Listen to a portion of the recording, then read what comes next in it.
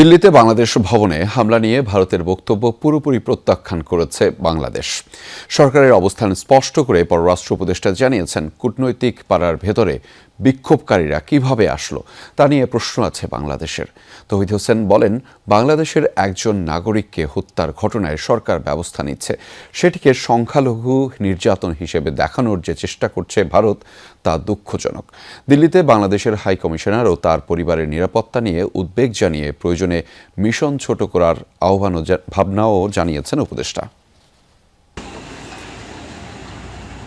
শনিবার রাতের ঘটনা। 3টি গাড়িতে করে রাত 8টা থেকে 8:45টার মধ্যে দিল্লির বাংলাদেশ ভবনের সামনে আসে কিছু মানুষ। গেটে দাঁড়িয়ে চিৎকার ও হাইকমিশনারকে ধরার মতো কথাবার্তা বলে তারা। উগ্র ভারতীয় একটি গোষ্ঠী বাংলাদেশি হাইকমিশনারকে হত্যার মৌখিক হুমকি দেওয়ার অভিযোগ আসে। বিষয়টি নিয়ে সংবাদ প্রকাশিত হলে বিবৃতি দিয়ে ভারতের পররাষ্ট্র মন্ত্রণালয় জানায়, মিশনে হামলা হয়নি, ময়মনসিংহের দীপু হত্যার প্রতিবাদ ছিল সেটা। দিল্লির এই অবস্থান কিভাবে দেখছে ঢাকা জানতে চাওয়া হয় বাংলাদেশের পররাষ্ট্র উপদেষ্টার কাছে। ভারতীয় প্রেস নোটে যে কথা বলা হয়েছে এটা সম্পূর্ণভাবে আমরা প্রত্যাখ্যান করি। বিষয়টি যত সহজভাবে উত্থাপন করা হয়েছে আসলে অত সহজ না। আমাদের মিশন, বাংলাদেশের মিশন কূটনৈতিক এলাকার গভীরে অবস্থিত। হিন্দু চরমপন্থী সংগঠনের 25 বা 30 জনের একটা দল এত দূর পর্যন্ত আসতে পারবে কেন একটা স্যানিটাইজড এলাকার মধ্যে? তার মানে তাদেরকে আসতে দেওয়া হয়েছে। চাণক্যপুরীর মতো স্পর্শকাতর কূটনৈতিক এলাকায় এমন ঘটনায় বাংলাদেশ মিশন ও কূটনীতিকদের নিরাপত্তা নিয়ে অসন্তুষ্ট ঢাকা। এখানে ব্যাপারটা শুধু কিন্তু যে তারা এখানে এসে দুটো স্লোগান দিয়েছে তা না,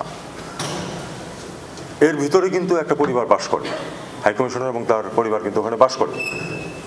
তারা কিন্তু থ্রেটেন্ড ফিল করেছে এবং তারা কিন্তু আতঙ্কিত হয়েছে, যে কারণ অ্যাডিকুয়েট সিকিউরিটি ব্যবস্থা ছিল, 2জন গার্ড ছিল, তারা চুপ করে দাঁড়িয়েছিল।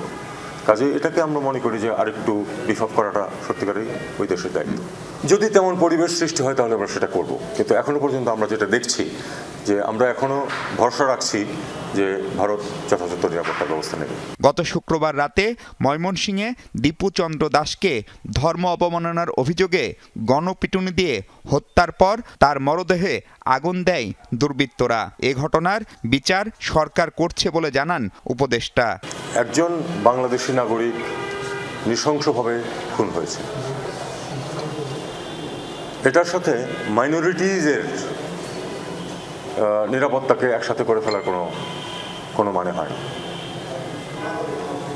তিনি বাংলাদেশের নাগরিক যাকে হত্যা করা হয়েছে এবং অবিলম্বে বাংলাদেশের ব্যাপারে অ্যাকশন নিয়েছে।